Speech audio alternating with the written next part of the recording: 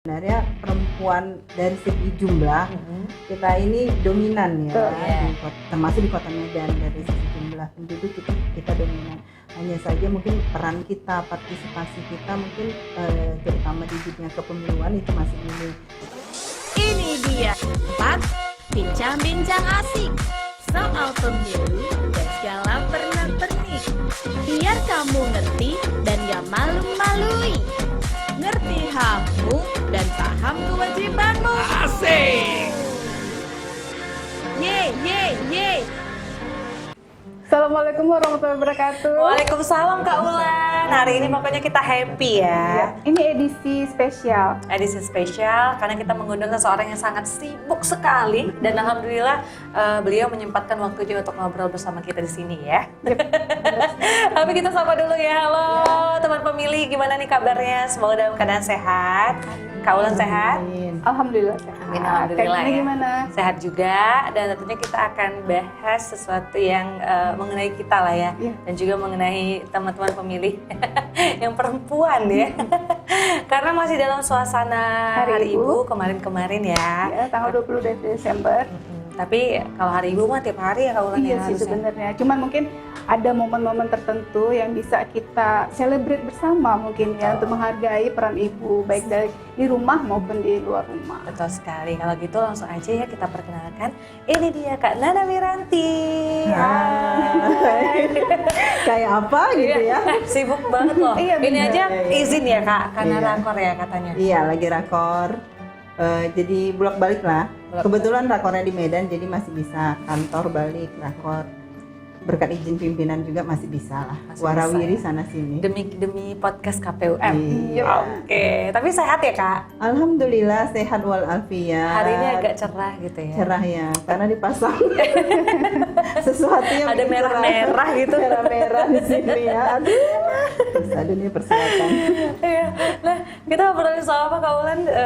Berbagi Tema kita waktu. hari ini ya sebagaimana kita ketahui bersama bahwasanya di KPU itu kalau sudah tahapan yang berlaku adalah hari kalender bukan hari kerja Iya, betul. gitu Hari ya. kalender maksudnya gimana tuh? Ya, jadi setiap hari kita bekerja, Oh, nggak ada hari libur? tidak ada hari libur, tidak mengenal Sabtu libur, Minggu libur, Ini tanggal merah gitu nggak sekalian ada. curhat beliau sebenarnya. Oh iya ya. Iya. Jadi gimana sih berbagi waktu antara tugas penuh waktu di KPU dan peran ibu sepenuh hati ya, dalam keluarga lah Aduh, ya. romantis ya tema kita hari ini. Aduh, Cuman Masya Allah. pasti kalau misalnya yang lain dengar agak ketawa karena sebagian bapak-bapak di sini bilang peran saya sudah bergeser, nggak ada lagi kewanitaannya, keibuannya sudah menghilang. Iya. Tapi sebelum itu Kak Nana, Mbak Nana udah berapa lama sih di KPU Kota Medan?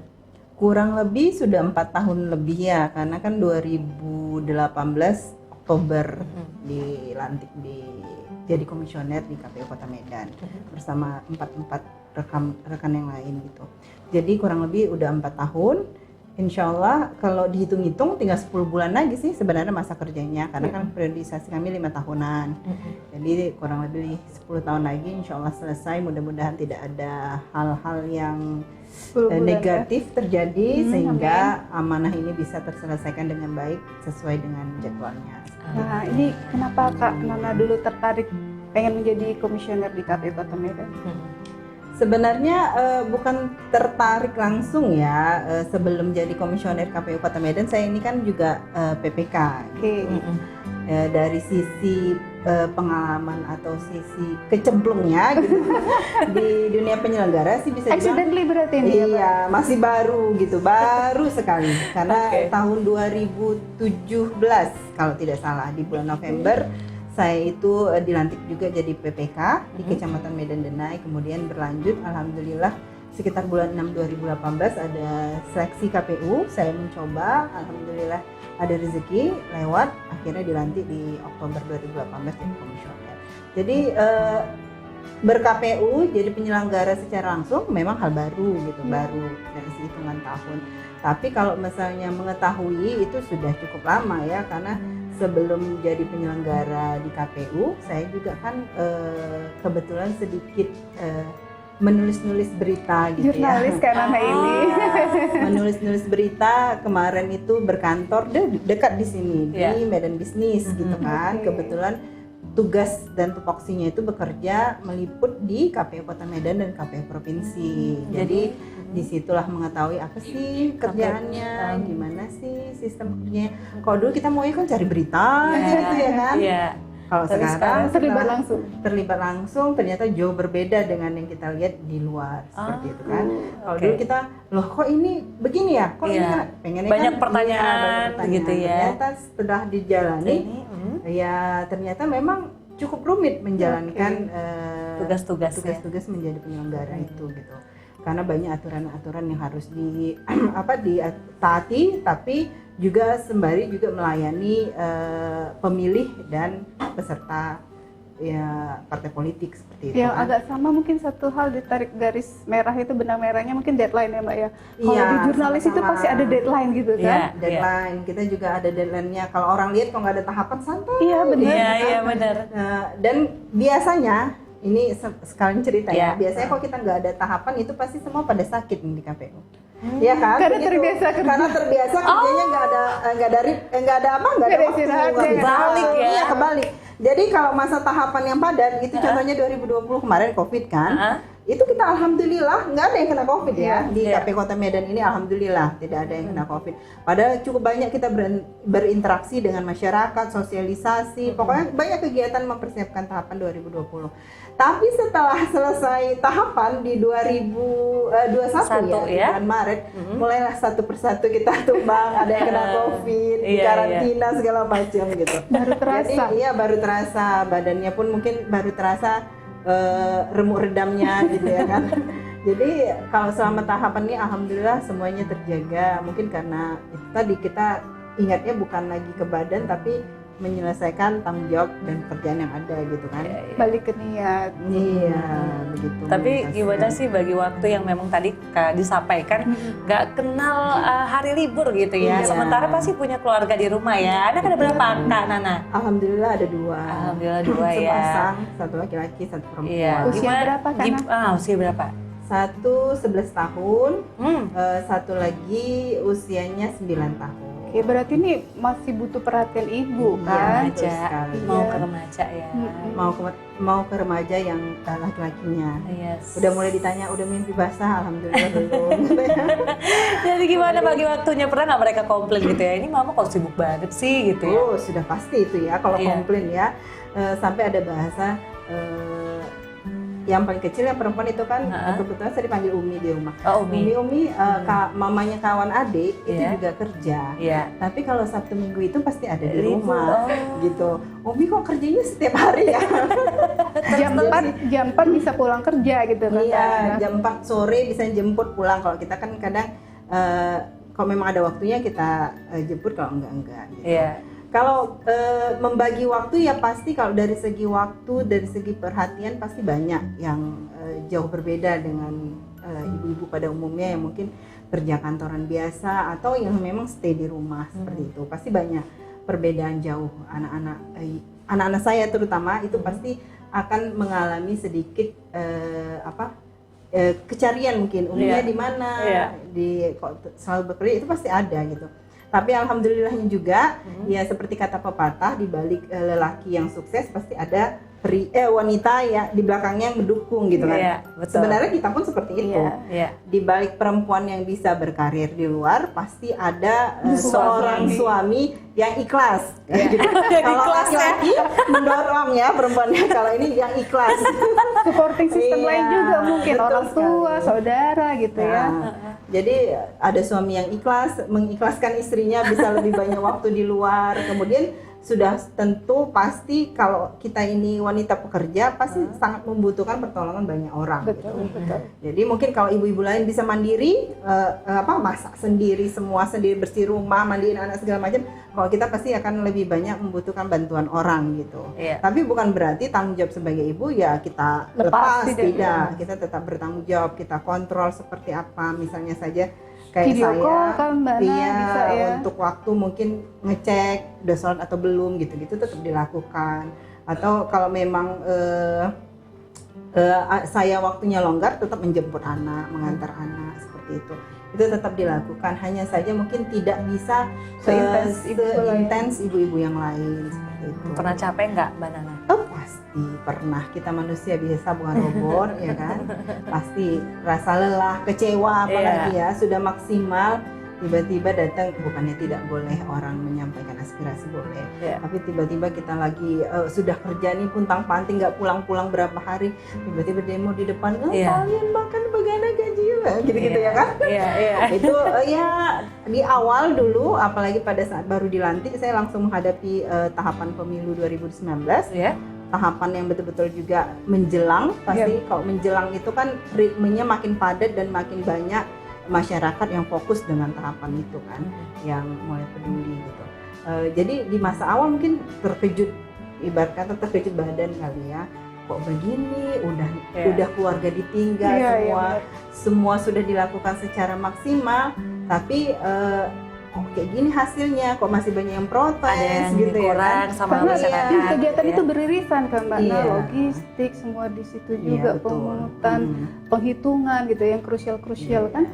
Betul sekali. Jadi ya, tapi makin kemarinnya semakin terbiasa. Oh ya udah, kita ini kan memang penyelenggara yang memang punya kewajiban untuk mempersiapkan segala kebutuhan teknis dari pelaksanaan pemilu. Tapi kan dan semaksimal mungkin kita mengikuti aturan yang ada, memfasilitasi kebutuhan setiap pemilih dan peserta pemilu seperti itu kan. Namun pasti karena kita juga penyelenggara sebagai manusia biasa juga pasti ada yang kecewa dengan kinerja kita. Itu sudah pasti. Tidak semua akan menyenangi apa yang kita lakukan, tidak semua suka. Pasti yang menang akan bahagia, yang kalah pasti akan kecewa. Itu sudah pasti hukum alam. Jadi ya ada yang memuji, ada yang menghujat, itu sudah biasa. Jadi ya mulai terbiasa lah. Mungkin karena sudah sering diterima, dihujat gitu ya. Alhamdulillah, amin. Mudah-mudahan tidak seperti itu gitu. Paling seperti itulah, menghibur diri sendiri. Untuk beberapa kasus mungkin bisa secara hukum ditempuhkan, Mbak. Kalau ada pihak-pihak yang merasa kurang puas dengan kinerja KPU Kota Medan, tapi mungkin juga ada nih dari medsos gitu, komentar-komentar. Diambil hati nggak itu Mbak? Kalau diambil hati kita nggak bisa move on jadi ya, istilah anak sekarang ya, karena bahasanya pedis-pedis kadang. netizen tajam silet gitu ya. Jadi kalau diambil hati malah kita nggak bisa fokus dengan pekerjaan dan tanggung jawab kita gitu. Dibaca bukan berarti diabaikan, tidak, tetap dibaca, tapi itu menjadi bahan masukan. Kalau memang bisa kita laksanakan masukan tersebut, ya kita laksanakan. Tapi kalau ternyata memang tidak bisa terlaksana karena terbentur dengan aturan dan sebagainya, ya itu sebagai masukan bagi kita supaya kita tetap bisa berjalan di aturan yang ada. Intinya walaupun masukannya caranya kurang baik gitu ya, nilai positifnya tetap diambil. Iya, betul. Karena kan itu sebenarnya bentuk perhatian seseorang terhadap kita gitu kan. Betul. Hanya saja mungkin penyampaiannya yang tidak sesuai keinginan kita. Ini positif gitu. banget Mbak Nana ya orangnya ya. Iya, positif ya. Nah, ini gimana Mbak Nah? Rasanya jadi putri di antara benar. di antara 5 komisioner kan Kak Nana sendiri yang perempuan. Gitu ya. Iya. Susah nggak adaptasinya? Adaptasinya sebenarnya nggak susah-susah kali, karena kan sebenarnya ini mereka sudah pria-pria dewasa ya, bukan lagi ABG ya kan, yang ababil gitu. Mereka sudah pria-pria dewasa yang cepat beradaptasinya. Ada yang jiwanya kebapaan, ada jiwanya kekakean, ya. Ada yang ke adik-adikan, ada yang ke abangannya. Jadi ya mengalir saja sih, tidak ada. Alhamdulillah juga beberapa tahun ini juga tidak ada konflik yang terlalu besar gitu ya, saling mengisi justru ya. Jadi alhamdulillah saling tolong menolong, baik itu soal pekerjaan dan lain sebagainya. Kok saya tidak bisa, teman-teman yang lain backup seperti itu. Jadi tidak terlalu merasa seperti oh saya sendirian nih di KPU ini, tidak. Mereka tetap membantu sih. Jadi, apalagi kalau KPU kan ada divisi-divisi ya Mbak ya, itu ada wakilnya, jadi lebih spesial gitu. Misalnya Mbak Nana bantu ke siapa Mbak Nana, wakil saya logistik. Oke, jadi wakilnya ketua. Kalau divisi saya wakilnya Bang Naldi, divisi teknis. Jadi sebenarnya kalau cerita divisi, sebenarnya secara strukturnya itu cuma ada ketua divisi dan wakil divisi. Tapi kalau kami di sini karena saling tolong menolong, itu ada sekretaris divisi, ada bendahara divisi, ada anggota divisi. Pokoknya terlibat semua. Biar semuanya juga terlibat, dibuat sendiri. Iya. Jadi, Berarti kekompakannya luar iya. biasa di KPU Kota Medan ini ya. Alhamdulillah, mudah-mudahan bisa terjaga sampai nanti Pemilu sampai selamanya lah ya Mbak Kita Nana ya. agak menggosip Pak Agus nih. Apa? Bagaimana Boleh. nih kepemimpinan Pak Agus? Oh, iya. Enggak sebenarnya Penasaran nih. Sebenarnya Di KPU beliau itu orang yang sangat sabar. Ini karena bakal ditonton atau gimana ini? Enggak, beliau itu orang yang sangat sabar sebenarnya, Iya. walaupun dan penuh kehati-hatian. Oke, ya. Satu sisi memang ada beberapa kebijakan yang harus cepat gitu. Iya. Alhamdulillah di sini juga kami variatif. Ada Bang Jeffrey Rijal yang penuh semangat 45-nya, Iya, benar-benar. Bang Naldi dengan ketelitiannya, Pak Eton dengan gemar bersosialisasinya. Ketua itu sebenarnya penyeimbang gitu. Jadi kalau malah kalau ketua datang tuh Bang Jeb suka bilang ketua kami gitu. Menyambutnya seperti itu karena ya itu tadi ketua itu punya peran yang besar gitu. Kalau Iya. ketuanya nggak ada, agak-agak semangat agak molor ya kita juga ikutan kendor gitu Iya. kan semangatnya. Jadi alhamdulillah sih dapat ketua yang seperti itu gitu. Jadi bisa ketuaku panutanku. Iya. Itu tadi mengisi semuanya, Iya. saling mengisi. Ketua pun pasti juga yakin Ada momen-momennya iya, mungkin yang nggak merasa akan lelah kuat gitu kan sendiri Kak? ya Iya, kan betul. kalau tidak ada anggota yang lain seperti itu. Jadi makanya saling membutuhkan mungkin ya, sehingga masih bisa bertahan lah sampai sekarang. Saling menopang. Luar Iya. biasa ya. Karena nanti kan periodenya 2018-2023. Kira-kira kedepannya mau Mau ikut kemana? seleksi KPU Kota Medan Yes. lagi? Masih Atau ke jauh provinsi itu. Kak Nana? Aduh, juga masih jauh Soalnya itu. Pak Agus juga mau ke provinsi, mau Kalau pusat ya. Ya, karena Pak Agus sudah 2 periode. ketua Iya. sama Pak Edi Suhartono itu kan memang sudah 2 periode di sini. Iya. Jadi wajarlah mereka naik ke provinsi seperti itu Atau kan. 2 periode juga. Kalau saya Iya. belum tahu sih, kalau sekarang sih ini dulu kerja Fokus dulu, di- fokus dulu pekerjaan. Oke. Fokus dulu kerja maksimal. Kalau nanti memang ada rezekinya, takdir juga berkata, yuk, ayo lagi. Oke. Tapi nggak kapok kan Kak Nana jadi penyelenggara? Sebenarnya kalau sudah mencoba penyelenggara itu asik-asik gimana gitu Menikmati kalau dinamikanya nanya. ya. Iya.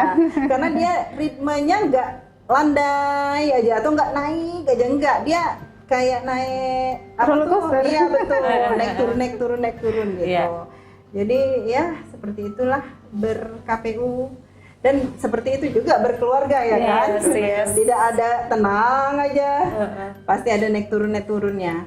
Oke, nah luar biasa ya di tengah kesibukan, tapi bisa Mbak Dana ini bisa Membagi membagi waktu antara kerja dan meskipun urusan di rumah. betul, meskipun banyak tantangan juga ya di KPU Kota Medan ataupun tahapan-tahapan pemilu yang sangat padat sekali, tapi bisa teratasi luar biasa ya. Ini menginspirasi sekali sebenarnya Iya, satu ya. pertanyaan lagi Kak Boleh Nana. ya terakhir nih ya.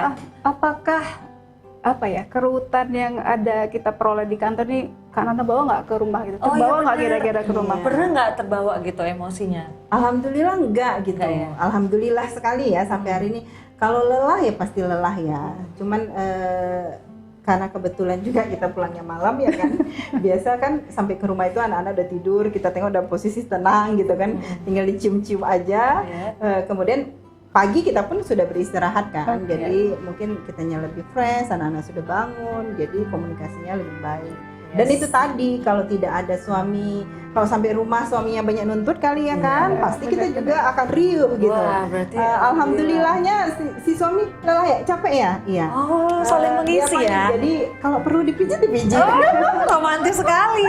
Jadi seperti itu. Enak Jadi ya? itu tadi Ayo kalau jomblo-jomblo. yang jomblo cepat nikah. Iya. Wah, luar biasa. Ya, kalau sekali lagi kalau nggak ada dukungan suami, sehebat apapun kita perempuan karirnya pasti akan jomplang. Memang harus Penyeimbang. sama-sama gitu ya Mbak Nana ya. Mungkin harapan deh ke depan untuk KPU Kota Medan dan juga ya untuk para perempuan kali ya. Karena kan kita bahas perempuan ini yang juga sibuk sama kayak Mbak Nana, seorang wanita karir gimana Mbak? Wanita karir, Iya. ya Allah. Iya, mungkin harapannya karena ini juga mengingat pemilu gitu. Iya. Sebenarnya perempuan dari segi jumlah kita ini dominan ya, Iya. termasuk di Kota Medan dari sisi jumlah penduduk itu kita dominan. Hanya saja mungkin peran kita, partisipasi kita mungkin terutama di dunia kepemiluan itu masih minim. Baik dari sisi penyelenggara itu masih sangat minim, masih sedikit gitu. Kita kemarin baru rekrutmen PPK itu hanya sekitar 24% perempuannya. Jadi dari total yang kita umumkan seperti itu. Kemudian dari sisi peserta nanti para calon-calon juga memang jumlahnya banyak gitu. Karena kan memang ketentuannya harus ada keterwakilan perempuan ya. Kalau tidak bisa di partai politik tersebut tidak bisa mencalonkan para calonnya gitu. Tapi pada saat nanti dipilih, meskipun pemilihnya ini banyak perempuan, yang terpilih itu juga tidak banyak dari perempuannya gitu.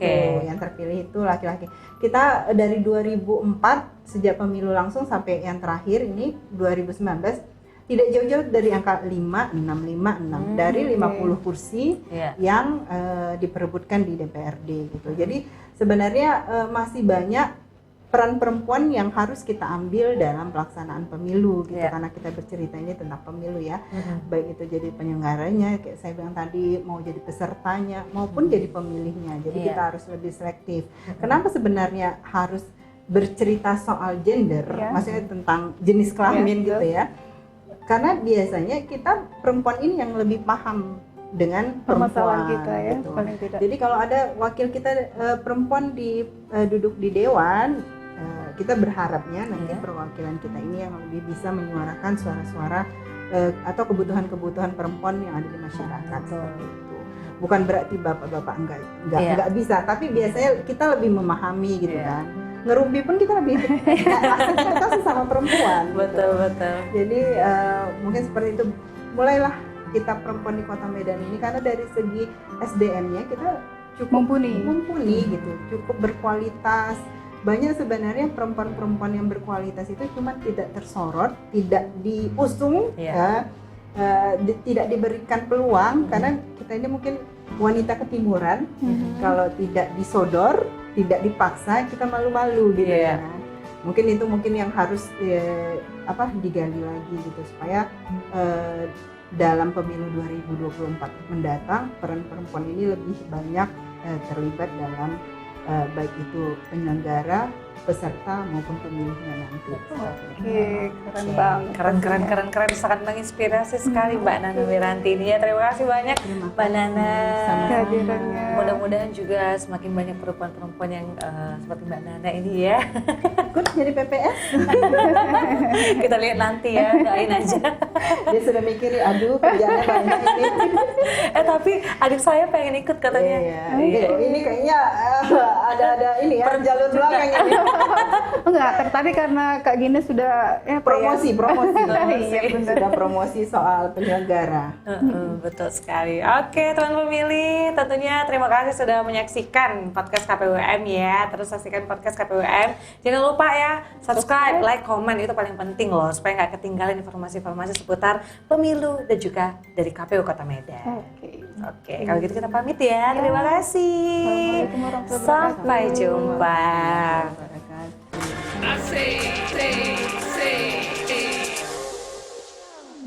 Ini podcast KPUM bukan kaleng-kaleng. Mau tanya apa saja, boleh. Jangan lupa subscribe, nanti rugi sendiri. Klik loncengnya, dapat info terkini.